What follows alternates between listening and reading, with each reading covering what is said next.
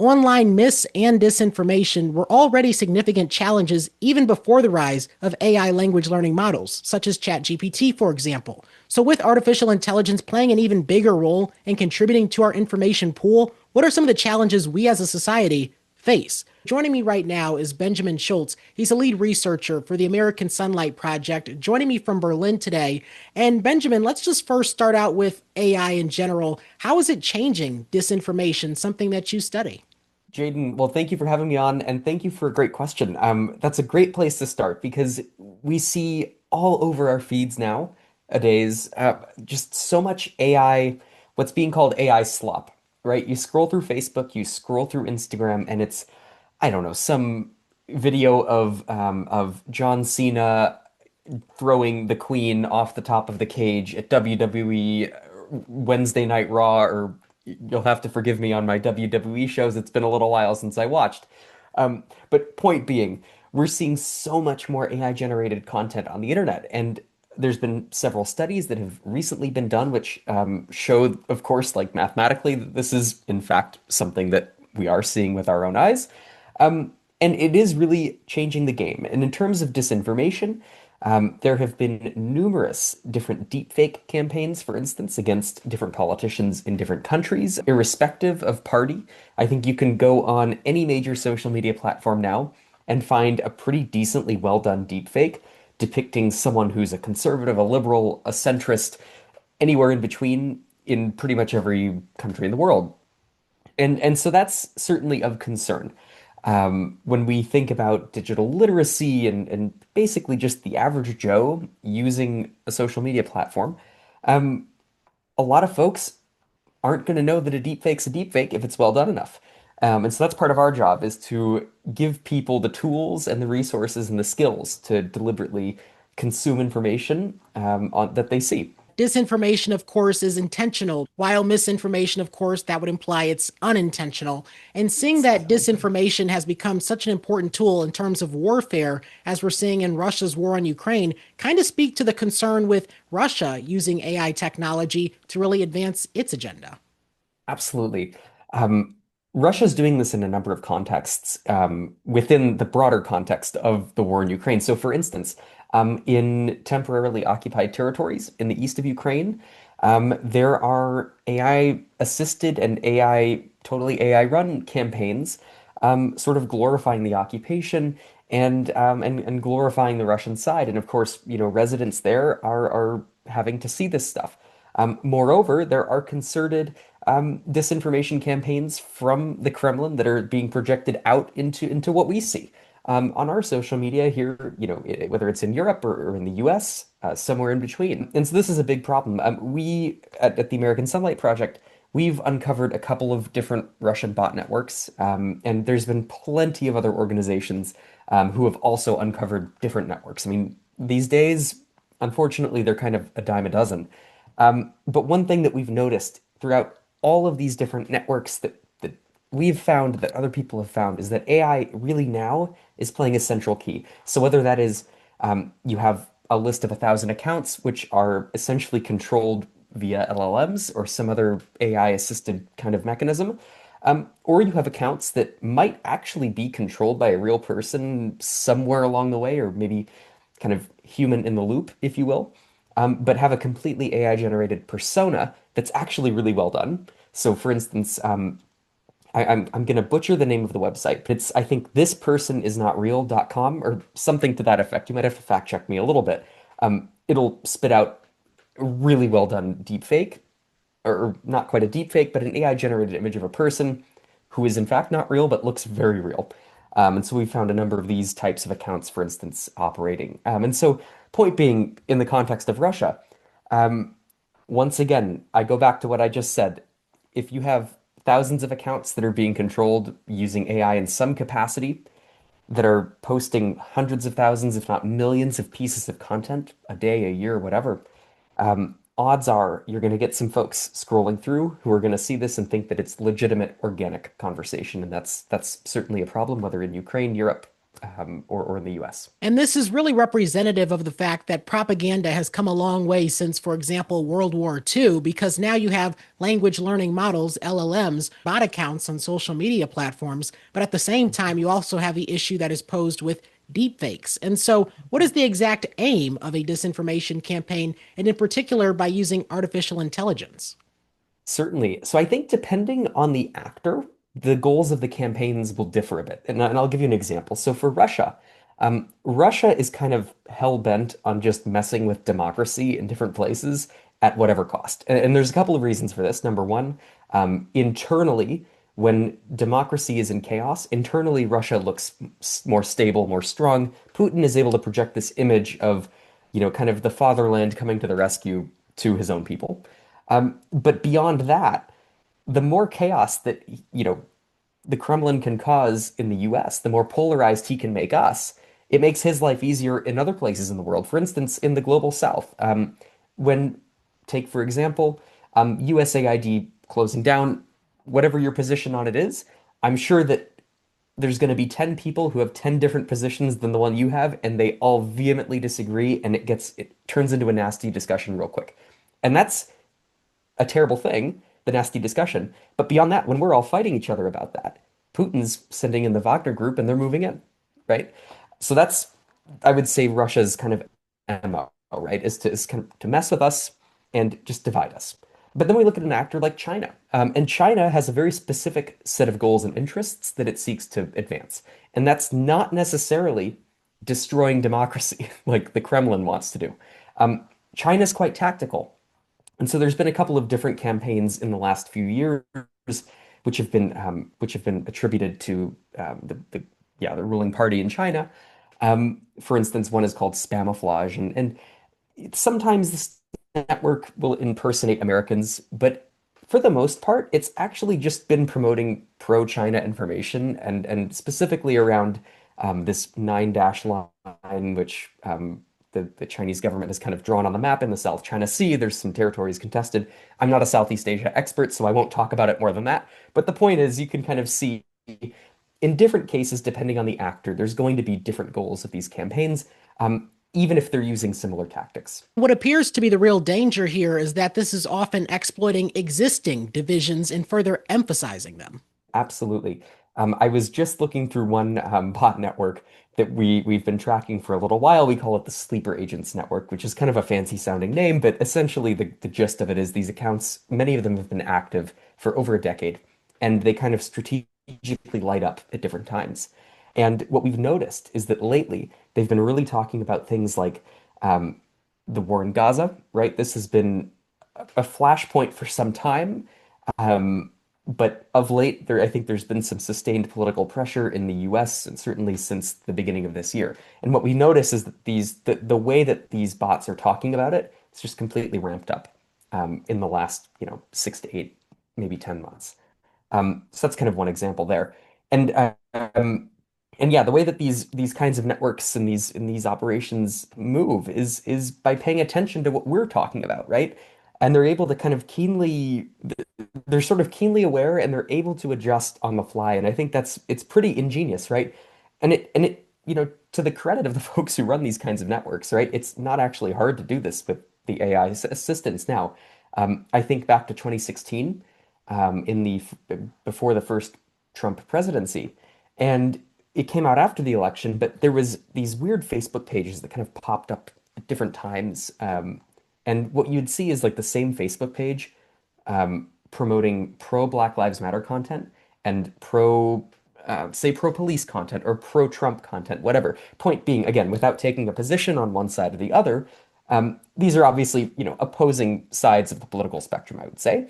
And you'd notice these same accounts posting at weird times in the night, um, one after the other about these different issues. And, back then, you had a whole team of folks in this weird office building in St. Petersburg that were kind of controlling these accounts. But now you just need one guy with a GPT plus subscription.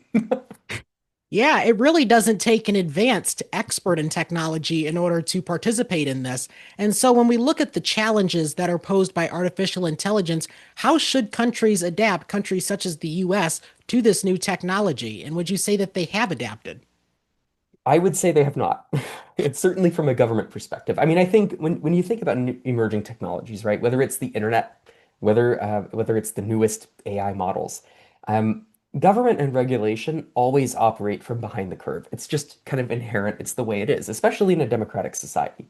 And so the government is always going to be playing catch up. You're always going to have these, with respect to the folks who are in Congress, you're always going to have these kind of 70, 80-year-old folks who are reading the script that their staff wrote and they don't really understand how these models work. And so when they're talking to Sam Altman, they're saying, how does the GPT work, right? These kinds of things. So that's certainly a challenge. Um, in terms of civil society, also challenged right now. Right. Groups like ours, and one reason for this is that over the last couple of years or so, there's been a very steady effort by all the major AI tech companies and social media platforms to sort of restrict access to data. So I can think of one tool, for instance, that Meta used to have freely available. It was called CrowdTangle. And what you could do on this is basically just type in some phrases and it would give you a big data bank of what people were talking about on Facebook. And you could take this data and do stuff with it and, find information operations based on inauthentic behavior patterns and so forth. And this has been completely shut down. Same with X, same with Reddit, and so forth. And of course, the major companies like, OpenAI or Anthropic, etc., they've never really had this kind of level of transparency. So in terms of civil society, we're also operating behind the curve. Um, and then we get to the platforms, and you know, with respect to the platforms, it's hard to not generalize in this case. They have an incentive to be a bit cagey on data access and actually completely throwing all their sorts of internal reports out there. I mean, you think of Instagram. There was, I believe it was, I want to say 2023-ish. Again, that might need a fact check, but a few years ago, there was a study that leaked which showed that Instagram, in some cases, was actually the cause of some serious harm that happened to children. And the company wasn't the one that released it. It just kind of came out. Um, and so again, not to generalize, but in terms of government, civil society, we're always operating behind the eight ball, and the platforms aren't self-regulating. So whether in Europe, whether in the States, even South America, there was kind of a famous confrontation between the Brazilian government and X last year. Right. Um, and so all around the world, we're in kind of a difficult place where the platforms don't really want to play ball, and we don't have as good a hand as we would like. So it's an ongoing challenge. I wish I had a concrete answer for that one. Well, and we certainly see with just social media in general, there still hasn't been a lot of legislation in terms of what social media companies' role is in content moderation, because obviously that's been a lengthy debate. But Mhm. even looking at this from a national security perspective, certainly Mhm. this poses a national security problem if another state is able to obviously spread disinformation by using artificial intelligence technology. So, what challenges does this pose to the national security community, and potentially what could be the benefits in terms of how AI is used to counter that? Certainly. The internet is very boundaryless, right? I can talk to you, and I'm sitting in Germany right now. You're sitting in Ohio, right? I don't know how many thousands of miles that is. I didn't pass geography, but point is, it's really far away, and we're just speaking like it's all good. Um, and so the same goes, of course, for information operations. And when you have a bad actor, whether it's in Iran or in China, in Russia, or some weird amorphous non-state actor that just wants to mess with Americans online, um, they're really easily able to do it. And that definitely is a national security challenge. We think of the last US election. There was bomb threats that were called into polling places all across the US that originated after some forensics with Russian email addresses.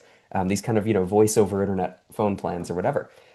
Right? That's a big national security issue with direct ramifications for our democracy and our election. Whoever you vote for, I think we can all agree that, some guy sitting in St. Pete shouldn't be able to sit here and call in a bomb threat without any pushback, right? That's just messed up.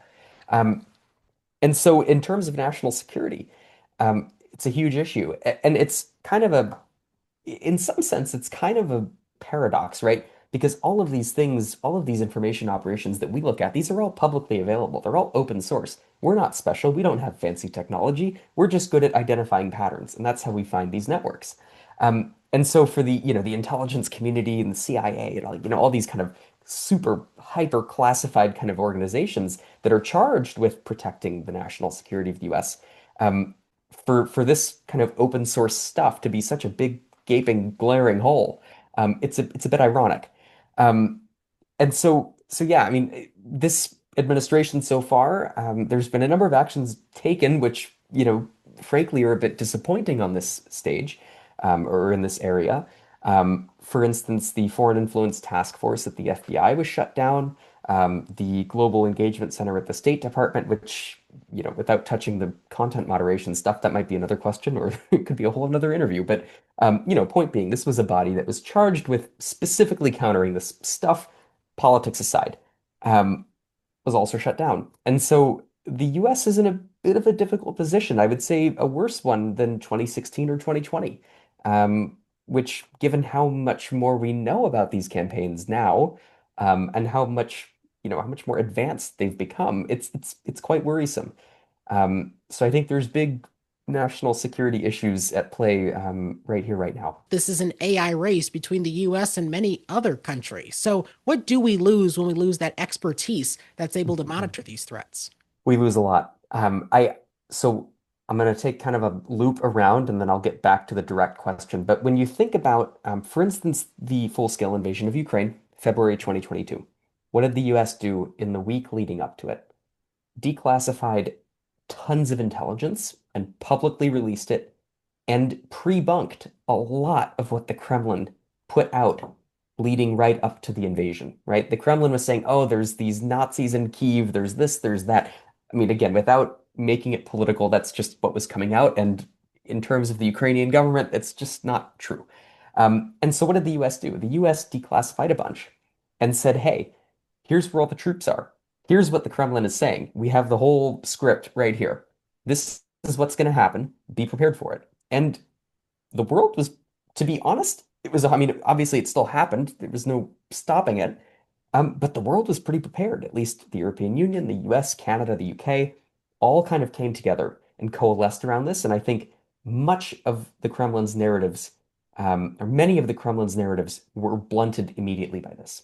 When we think about where we are now, that's something that we're losing, right? This kind of strategic edge. And in terms of the AI race, you look at China, there's DeepSeek. I mean, even the Russians now have, I think, an LLM of their own. I don't know the name of it, but I assume that there is one that's, been developed by the Kremlin, if not more than one. And, the US is still the center for this kind of innovation with AI. All the major companies are based in the States. Um, and that's actually, ironically, in Europe, this has been a problem. There's been kind of an effort to decouple from these mega American corporations in Europe, but there's not really any alternatives yet. Um, so in terms of the private sector, I think that the US hasn't actually lost a ton because these companies are still the biggest and the best, and they're still doing the most. But in terms of this kind of strategic political national security edge, um, the US kind of lacks that same spark that I think we saw in 2022.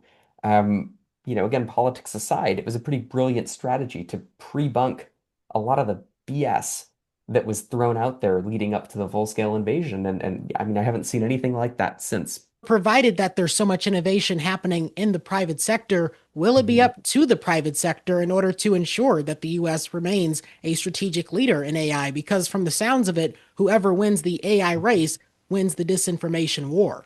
Potentially so, although there is a wrinkle.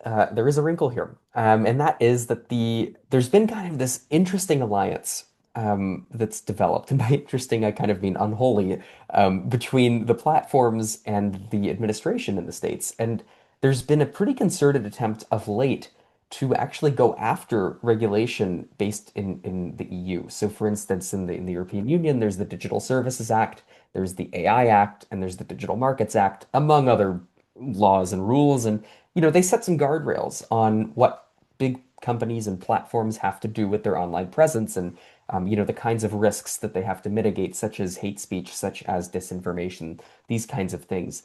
And of course, this places additional duties on the platforms. This, forces them to indeed monitor for these kinds of things, and that takes people, that takes money, it takes resources.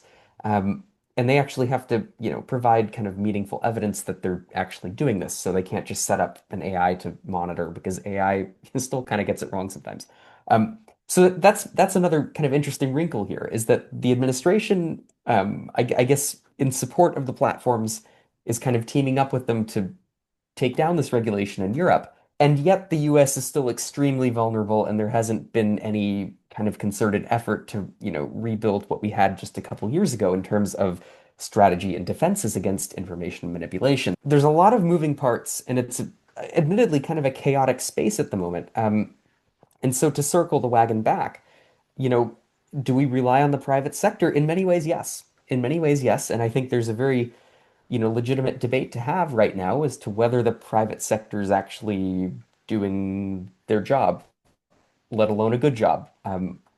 Variety of people have different opinions on this, but it's I think a question to ask. Certainly when we look at the way misinformation is even regulated by the Yeah. private sector, because you see, for instance, Facebook, which has pulled back Mhm. on its fact checking, or you look Yeah. at a social media platform like TikTok, where we see misinformation on a variety of topics that is basically given a Mhm. megaphone. So certainly there are Yeah. challenges that are still posed there. Just lastly, here, looking at these language learning models, ChatGPT, for instance, they also pose a risk as well, because you mentioned in our previous conversation that they're basically able to, because they're fed information from across the internet, restate obviously things that aren't true. And so, kind of speak to that challenge in which you have online AI platforms that are essentially acting as megaphones for disinformation and misinformation as well. Definitely. The explosion of LLMs has really been fascinating to watch. I mean, I'm thinking um, back, November of 2022, I think it was, when the first GPT was released publicly, and we were all just like, huh, what's this? Okay, whatever, it's just a fad. And like 3 months later, it was just like my old job that I was working in.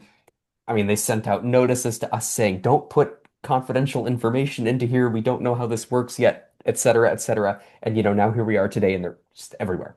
Um, and in essence, yes, these types of models, and these, chat GPTs, Claudes, whatever, um, they take in information from all across the internet. They're trained on, in some cases, basically the whole internet, the good stuff and the bad.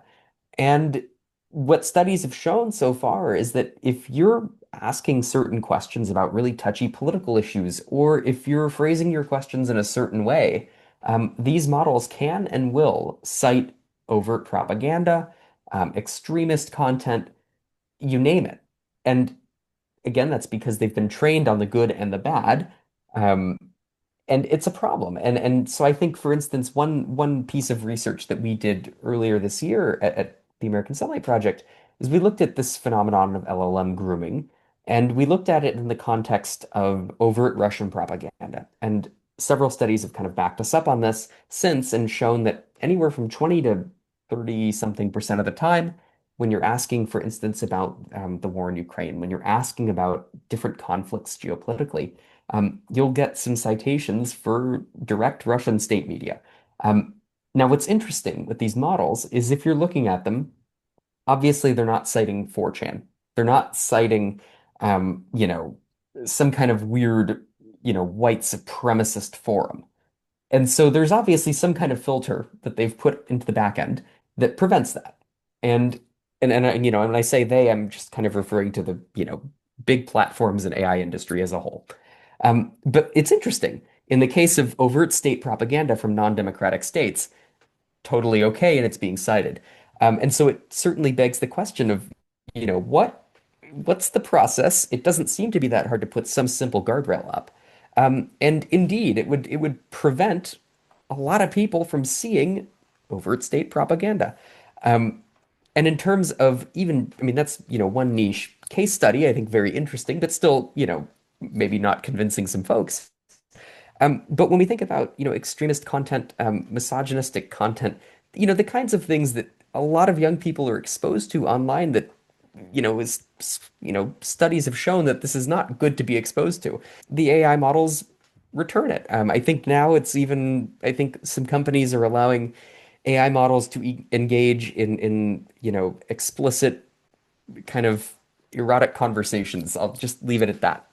And you can look up OpenAI press release for the full, rundown. And it's like, what are we doing here? What's the point of this? What benefit is this providing for humanity? Um, Personally, I don't think it's providing one. Maybe someone does. And so there's questions of free expression, free speech. Where's the line that comes into play? And that's a very American question to think about that. Um, so at the end of this long monologue, there isn't a concrete answer, but indeed, these models are not always producing correct information. They're hallucinating because they operate based on pattern recognition, and sometimes the pattern's just wrong. That's all there is to it. And that was my conversation with Benjamin Schultz, lead researcher for the American Sunlight Project, who joined me from Berlin.